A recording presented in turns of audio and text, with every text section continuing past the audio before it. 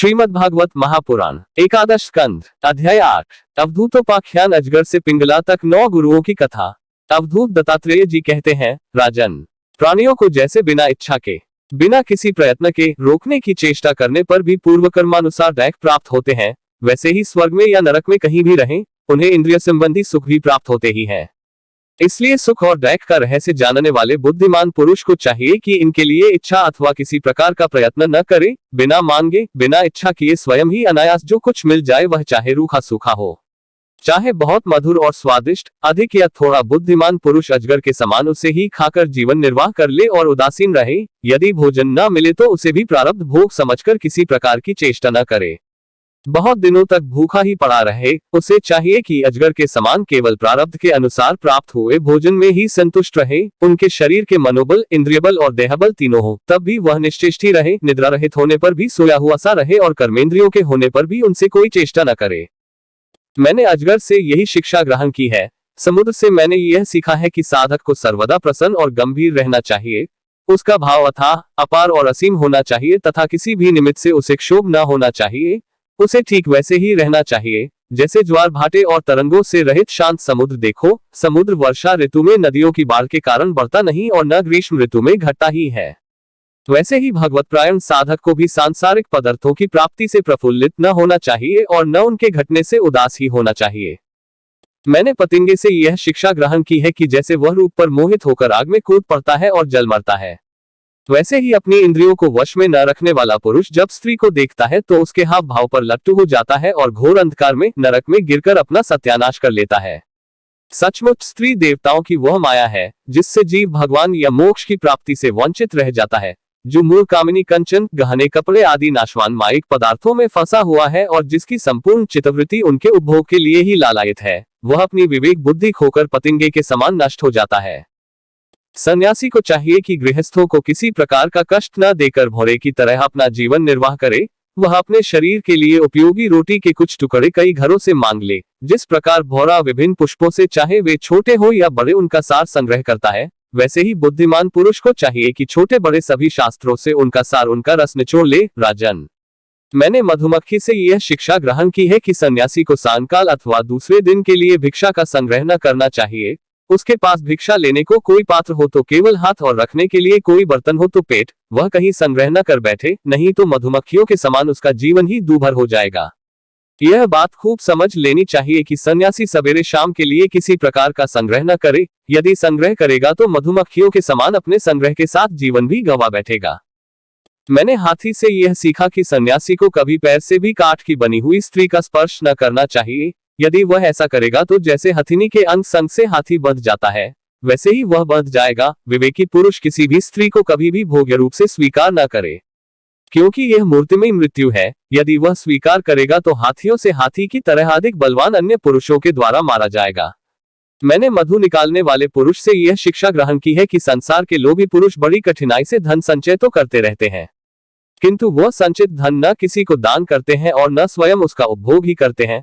बस जैसे मधु निकालने वाला मधुमक्खियों द्वारा संचित रस को निकाल ले जाता है, वैसे ही उनके संचित धन को भी उसकी टोह रखने वाला कोई दूसरा पुरुष ही भोगता है। तुम देखते हो न कि मधुहारी मधुमक्खियों का जोड़ा हुआ मधु उनके खाने से पहले ही साफ कर जाता है, वैसे ही गृहस्थों के बहुत कठिनाई से संचित किए पदार्थों को, जिनसे वे सुख भोग की अभिलाषा रखते हैं, उनसे भी पहले सन्यासी और ब्रह्मचारी भोगते हैं, क्योंकि गृहस्थ तो पहले अतिथि अभ्यागतों को भोजन कराकर ही स्वयं भोजन करेगा। मैंने हरिण से यह सीखा है कि वनवासी सन्यासी को कभी विषय संबंधी गीत नहीं सुनने चाहिए। वह इस बात की शिक्षा उस हरिण से ग्रहण करे जो व्याध के गीत से मोहित होकर बंध जाता है। तुम्हें इस बात का पता है कि हरिणी के गर्भ से पैदा हुए ऋषिशृंग मुनि स्त्रियों का विषय संबंधी गाना बजाना, नाचना आदि देख सुनकर उनके वश में हो गए थे और उनके हाथ की कठपुतली बन गए थे। अब मैं तुम्हें मछली की सीख सुनाता हूँ। जैसे मछली कांटे में लगे हुए मांस के टुकड़े के लोभ से अपने प्राण गंवा देती है, वैसे ही स्वाद का लोभी दुर्बुद्धि मनुष्य भी मन को मत कर व्याकुल कर देने वाली अपनी जिह्वा के वश में हो जाता है और मारा जाता है। विवेकी पुरुष भोजन बंद करके दूसरी इंद्रियों पर तो बहुत शीघ्र विजय प्राप्त कर लेते हैं, परंतु इससे उनकी रसना इंद्रियों वश में नहीं होती। वह तो भोजन बंद कर देने से और भी प्रबल हो जाती है। मनुष्य और सब इंद्रियों पर विजय प्राप्त कर लेने पर भी तब तक जितेंद्रिय नहीं हो सकता जब तक रसनेंद्रिय को अपने वश में नहीं कर लेता, और यदि रसनेंद्रिय को वश में कर लिया तब तो मानो सभी इंद्रियां वश में हो गईं। नृपनंदन। प्राचीन काल की बात है, विदेह नगरी मिथिला में एक वेश्या रहती थी, उसका नाम था पिंगला। मैंने उससे जो कुछ शिक्षा ग्रहण की वह मैं तुम्हें सुनाता हूँ। सावधान होकर सुनो। वह स्वेच्छाचारिणी तो थी ही, रूपवती भी थी। एक दिन रात्रि के समय किसी पुरुष को अपने रमण स्थान में लाने के लिए खूब बन ठनकर उत्तम वस्त्राभूषणों से सजकर बहुत देर तक अपने घर के बाहरी दरवाजे पर खड़ी रही।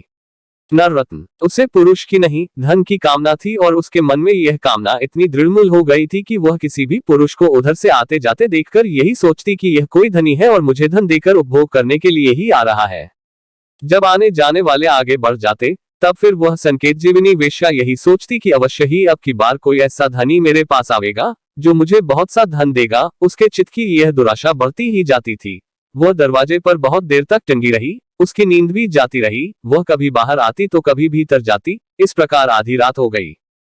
सचमुच आशा और सुभी धन की बहुत बुरी है। धनी की बात जोहते जोहते उसका मुंह सूख गया, चित्त व्याकुल हो गया। अब उसे इस वृत्ति से बड़ा वैराग्य हुआ। उसमें दैक बुद्धि हो गई। इसमें संदेह नहीं कि इस वैराग्य का कारण चिंता ही थी, परंतु ऐसा वैराग्य भी है तो सुख का ही हेतु। जब पिंगला के चित्त में इस प्रकार वैराग्य की भावना जागृत हुई, तब उसने एक गीत गाया, वह मैं तुम्हें सुनाता हूँ। राजन।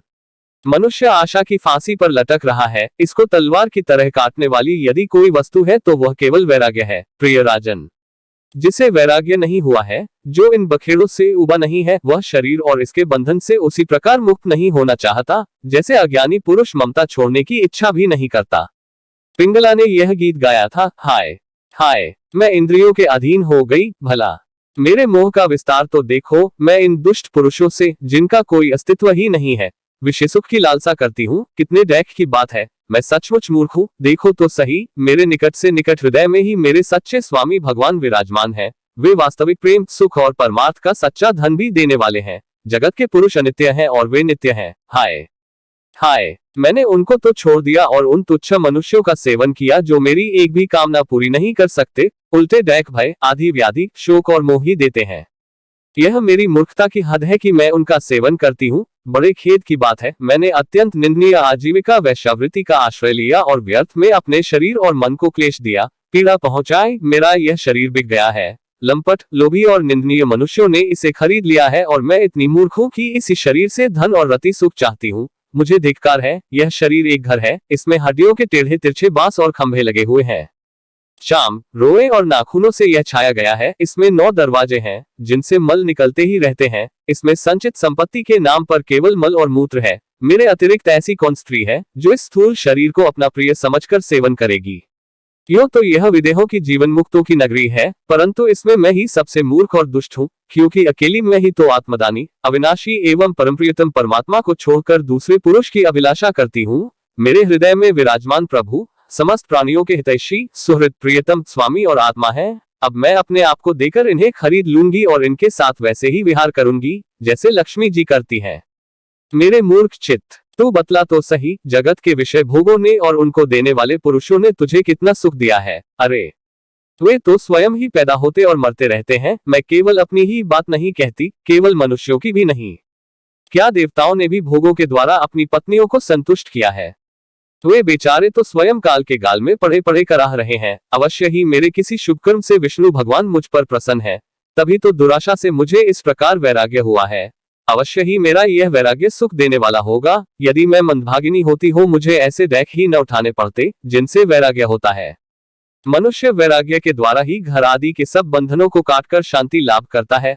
अब मैं भगवान का यह उपकार आदरपूर्वक सिर झुककर स्वीकार करती हूँ और विषय भोगों की दुराशा छोड़कर उन्हीं जगदीश्वर की शरण ग्रहण करती हूँ। अब मुझे प्रारब्ध के अनुसार जो कुछ मिल जाएगा उसी से निर्वाह कर लूंगी और बड़े संतोष तथा श्रद्धा के साथ रहूंगी। मैं अब किसी दूसरे पुरुष की ओर न ताककर अपने हृदयेश्वर आत्मस्वरूप प्रभु के साथ ही विहार करूंगी।